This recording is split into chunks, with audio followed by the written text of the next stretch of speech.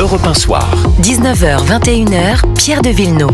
Dans ce studio pour la deuxième heure, Alexandre Malafaille. Bonsoir. Bonsoir Pierre de Villeneuve. Fondateur du think tank Sinopia. Bonsoir à mon confrère Gilles Boutin. Bonsoir Pierre.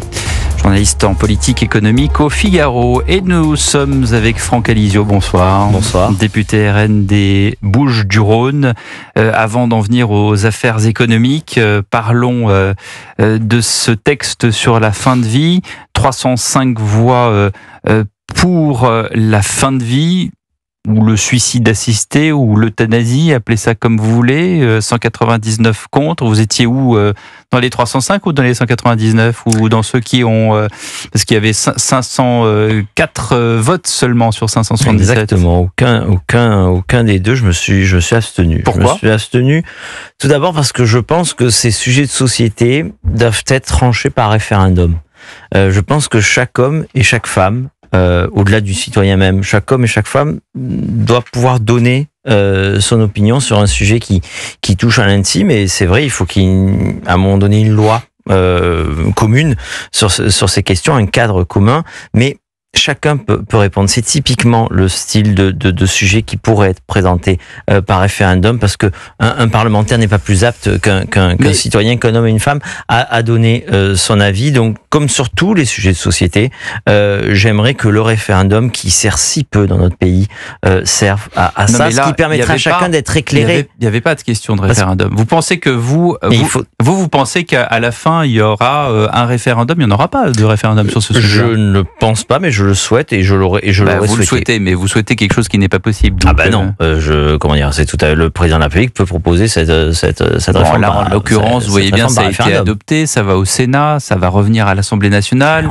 Dans l'histoire de la Ve République, c'est très très rare que je suis d'accord que avec ça vous, se renverse. Mais mon abstention est motivée par cela. Je considère que c'était au peuple français d'être compétent. Et pourtant, vous avez 90% des Français qui sont pour, mais qui ne sont pas éclairés, parce que justement dans un débat référendaire vous vous intéressez au texte. On a quand même bien expliqué les choses sur les différentes antennes, notamment sur Europe 1 et sur CNews. Malheureusement tout le monde n'écoute pas Europe 1 et CNews, et voilà, il y a des personnes qui ne sont pas éclairées. Non, parce qu'on a l'impression qu'on a devant nous Ponce Pilate, pardonnez-nous, on a l'impression que vous lavez les mains. Pas du tout. Pour le coup, mon groupe a voté, le groupe Rassemblement National a voté à 80% contre, par confort et intellectuel et partisan. J'aurais pu voter contre. Moi, j'attends le retour du Sénat. Je considère que la question se posait. Moi, je ne m'autorise pas à dire à quelqu'un qui est dans des circonstances bien particulières, difficiles, de souffrance, bien, il faut continuer. Je considère que ce projet de loi n'avait pas assez de garde-fous. Le Sénat va peut-être ajouter de nouveaux garde-fous, de nouvelles garanties. À partir de là, bien, j'arriverai peut-être au bout de ma réflexion. C'est une réflexion très personnelle et je l'assume complètement. Alexandre Malafaille. Imaginons que le président décide sur la base de ce texte de le présenter aux Français. Là, je n'interroge pas le parlementaire, l'élu, le député, j'interroge le citoyen. Vous votez pour ou vous votez contre? Arrêtez de taper sur la table, ça fait du bruit. En l'état actuel des choses, et c'est la raison pour laquelle, parce que nous sommes en navette encore entre l'Assemblée et le Sénat, mais en l'état actuel des choses, ce texte tel qu'il est, je pense qu'en tant que citoyen, je voterai, j'ai envie de dire malheureusement, mais je voterai contre. En l'état actuel des choses, avec le délit d'entrave n'aurait pas dû être dans ce texte. Est-ce qu'il n'y a pas une ambiguïté entre d'un côté le délit d'entrave poussé à 2 ans de prison? Oui, mais en même temps la clause de conscience. En fait, on dit tout et son contraire. Vous avez raison.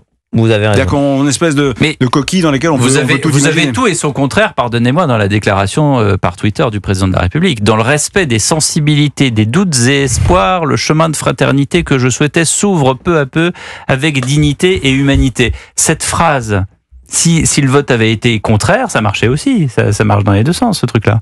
Gilles Boutin. Moi, je pense à ce sujet à Alain Minc, qui, de manière assez étonnante, a marqué les esprits en insistant sur le fait que c'était une loi pour des riches. C'est-à-dire des gens aisés qui n'ont pas trop de problèmes, qui vivent à Saint-Germain-des-Prés. Ouais. Alors que quand on pense à des personnes qui vivent dans des milieux beaucoup moins aisés, ruraux, on peut penser à un vieil homme qui commence à se demander s'il n'est pas un poids excessif pour sa famille et si même d'ailleurs l'héritage ne faciliterait pas les choses pour sa descendance. Le RN a pris un virage social depuis pas mal d'années déjà. Est-ce que c'est une dimension que vous seriez amené à considérer? Enfin, l'avez-vous déjà considéré? Et dans votre vote final, est-ce que vous l'envisagerez? Pour le coup, Marine Le Pen l'a considéré, puisque Marine, à titre personnel, parce qu'elle a voulu laisser la liberté à son groupe, et c'est tout à son honneur, mais Marine Le Pen a s'est clairement exprimée plusieurs fois, en public et en privé, en réunion de groupe, clairement contre cette loi, notamment. Il y a votre argument qui a joué dans son esprit. Il y a beaucoup d'autres choses. Encore une fois, ce sont des sujets très personnels, donc je parlerai pas à sa place. Mais en tout cas, elle a pris en considération ce que vous dites et elle a été très clairement contre ce projet de loi. Est-ce que vous ne croyez pas qu'on aurait dû changer en fait les modalités d'application? C'est-à-dire que là, en fait, en clair, c'est le médecin qui a le pouvoir de vie ou de continuer à vivre dans des conditions X ou Y qui peuvent être difficiles, pénibles. Sachant qu'à un moment donné, il faut des critères, et notamment le critère de circonstances ou de souffrances insupportables, et là encore, adapté en fonction des personnes, tout reste assez nébuleux.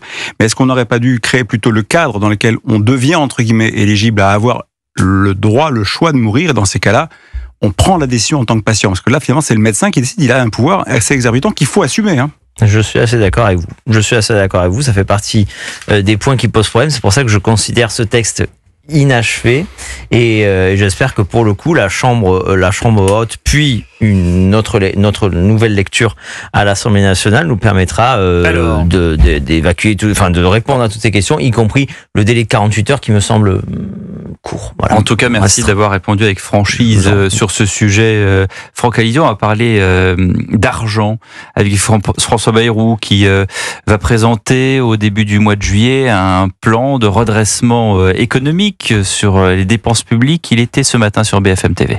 Le gouvernement va proposer aux Français un plan de retour à l'équilibre des finances publiques, et ce plan de retour à l'équilibre des finances publiques, il va demander un effort à tous les Français, le plus juste possible, mais un effort suffisant pour que la France sorte de cette situation dans laquelle on est montré du doigt et qu'on a laissé grandir au travers du temps. François Bayrou qui ouvre la porte à une TVA sociale qui, rappelons-le, consiste à compenser des baisses de cotisations pesant sur le travail par une augmentation de la TVA pour en affecter une fraction à la sécurité sociale. C'est un peu technique, mais c'est l'effort pour tout le monde. Pour ou contre, Franck Alizio? Alors, le Premier ministre a pas dit grand-chose, comme à son habitude, mais il y a beaucoup à dire sur ce peu de choses qu'il a dit. Aujourd'hui, moi j'ai été étonné d'entendre la bouche du Premier ministre, on va en 3 ou 4 ans revenir à l'équilibre budgétaire. Bon, je rappelle, vous lui dites quoi, chiche? Pour info, non, je dis pas chiche, là je dis vous foutez de... pardonnez-moi. Si, allez-y, on parle franchement sur Europe 1. Il se fiche de nous, à minima. Parce que, alors, on est gentiment en déficit depuis 1980. Bon. On n'est jamais revenu à l'équilibre. Le dernier budget à l'équilibre, c'est 75. Exact. 1975. Alors en 1980, on vérifiera, hein, on a un débat, mais en 1980, il y a eu quelque chose qui était à l'équilibre. De mon souvenir, c'était le budget. Mais ça fait déjà quand même pas mal de temps. 1980, c'est ma date de naissance, donc ça fait une paire d'années. Donc déjà ça. Notre déficit aujourd'hui, c'est 170 milliards. Donc en 3 ou 4 ans, on va trouver 170 milliards. Donc, François Bayrou s'appelle François Milei. Je pense pas, sinon on l'aurait remarqué depuis un certain temps. On ne peut pas y arriver. Enfin, je veux dire, il faudrait que Margaret Thatcher s'y mette, qu'on ressuscite un petit peu tout le monde. Donc, il ne peut pas. Et en plus, ma conviction, c'est que lorsqu'on fait des économies, lorsqu'on baisse le déficit public, c'est vrai qu'on ramène le déficit public par étapes jusqu'à l'équilibre budgétaire. Dans le même temps, il faut baisser les impôts parce que vous ne faites c'est là que vous craignez. Et vous ne faites une bonne réduction, vous faites de bonnes économies que lorsque vous avez la croissance. Vous revenez à l'équilibre lorsque vous avez la croissance et vous avez de la croissance en baissant les impôts sur nos entreprises et sur les particuliers. Donc moi, si c'est juste pour avoir de la casse sociale et juste pour avoir une espèce de méga le terme m'échappe, mais cure de rigueur, voilà, une méga rigueur, c'est pas possible. Sinon, vous cassez définitivement la croissance, vous faites de la récession, c'est juste pas possible. On peut pas parler de croissance aujourd'hui, 0,1%. Mais juste, vous avez raison. Déjà, on n'a pas de croissance, mais là, on bascule dans la récession. Une de mes amies qui est chef d'entreprise qui dit 0,1% de croissance, c'est comme essayer de faire du surf sur un étang. Gilles Boutin. Si vous baissez les impôts, déjà, j'ignore dans quelle proportion vous entendez les baisser, et d'autre part, quelles économies vous faites en parallèle, puisqu'on est compliqué de seulement baisser les impôts. Les conséquences seraient dramatiques. Je vous cite trois impôts que Marine Le Pen s'est déjà engagée à baisser dans son projet présidentiel, et c'est toujours à l'ordre du jour pour notre parti. La baisse de la TVA, produits de première nécessité et énergie, pour des raisons évidentes. Baisse, je vous dis ça dans le désordre, mais je prends juste 3 exemples. Baisse des droits de donation et de succession. On est recordman d'Europe comme sur tous les impôts. On est recordman d'Europe sur tout, mais en particulier sur les droits de succession et les droits de donation. Et enfin, les impôts de production sur nos entreprises. Voilà, qui sont encore une exception française en Europe. Je crois que c'est 4 fois. On a des impôts de production 4 fois plus élevés qu'en Allemagne. Oui. Comment vous voulez faire la course avec l'Allemagne, avec nos partenaires européens? Mais précisément, les impôts de production, François Bayrou semble émettre la possibilité de compenser avec la TVA sociale. Donc comment vous compensez, quel est votre contre-projet? Oui, la TVA sociale, déjà, ça ne passera jamais. Encore une fois, il y aura des levées de bouclier énormes. Parce que la TVA est l'impôt, qu'on le veuille ou non, le plus injuste, parce que la consommation, c'est ce qui touche. Taxer la consommation, c'est aussi taxer les plus fragiles, les plus modestes. Donc, à partir de là, lorsque vous augmentez, d'abord, l'augmentation de TVA, il n'est pas sûr que ça rapporte autant que ce qu'ils disent. Et moi, je préfère commencer par faire des économies pour baisser les cotisations sociales. Et ensuite, lorsqu'on aura fait le ménage dans justement l'assurance maladie, tous les abus, toutes les fraudes, et qu'on aura dégagé des économies pour baisser les cotisations sociales, on peut se poser. Mais aujourd'hui, nous sommes contre la TVA sociale et nous voterions contre, évidemment, un budget. La question se poserait même de censurer un gouvernement qui augmenterait la TVA de 4 ou 5 points. Alors qu'aujourd'hui, il faut baisser la TVA, notamment sur l'énergie et les produits de première nécessité. Juste, c'est assez étonnant de la part de François Bayrou d'avancer pas à pas sur ce sujet. Alors lui, il connaît très très bien le sujet de la dette.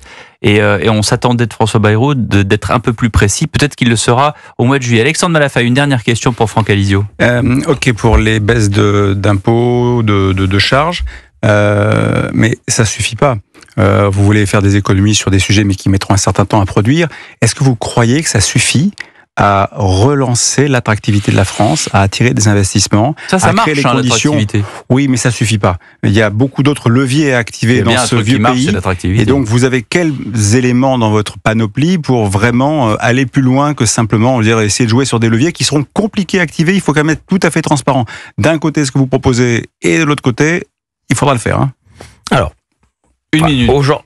Ça va être Alors, c'est la radio, obligé de répondre sur.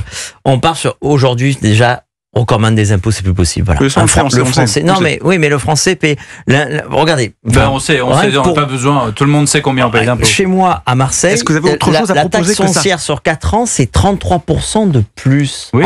En 4 ans, 33% de plus. Je ne suis pas étonné, Franck Alizio. Il nous reste 33 secondes. Sur les économies, déjà, si vous faites un moratoire migratoire sur l'immigration, vous dégagez 20 milliards par an. Si vous mettez l'Union européenne à la diète via la contribution nette, vous faites 10 milliards d'économies par an. Si vous faites véritablement une réforme, pourquoi pas par référendum, sur le millefeuille administratif et des collectivités. Chez moi, il y a des conseils d'arrondissement, et puis une mairie, et puis une mairie, et puis un département, et puis une métropole, et puis une région, et puis un État, et puis une Union européenne. Bon, ce n'est pas possible. Et tout ce petit monde s'occupe de tout. C'est-à-dire que par exemple, tout ce petit monde. Mais qu'est-ce que vous allez faire de ce petit monde? Vous allez mettre au chômage? Donne des subventions à tout le monde. Qu'est-ce que vous faites des subventions? Qu'est-ce que vous faites tout des fonctionnaires? Tout le monde s'occupe de relations internationales. Vous les foutez dehors? Tout le monde. C'est vous la tronçonneuse? Non. on va pas commencer par la tronçonneuse directement, mais oui, évidemment qu'il faut rationaliser tout ça et il faut supprimer des échelons administratifs et il faut, que les fonctionnaires aillent ailleurs, là où ils sont plus utiles que dans des collectivités. Merci. À servir le clientélisme des uns et des autres. Merci Franck Alizio, député RN des Bouches-du-Rhône. Dans un instant, le rappel des titres de l'actualité.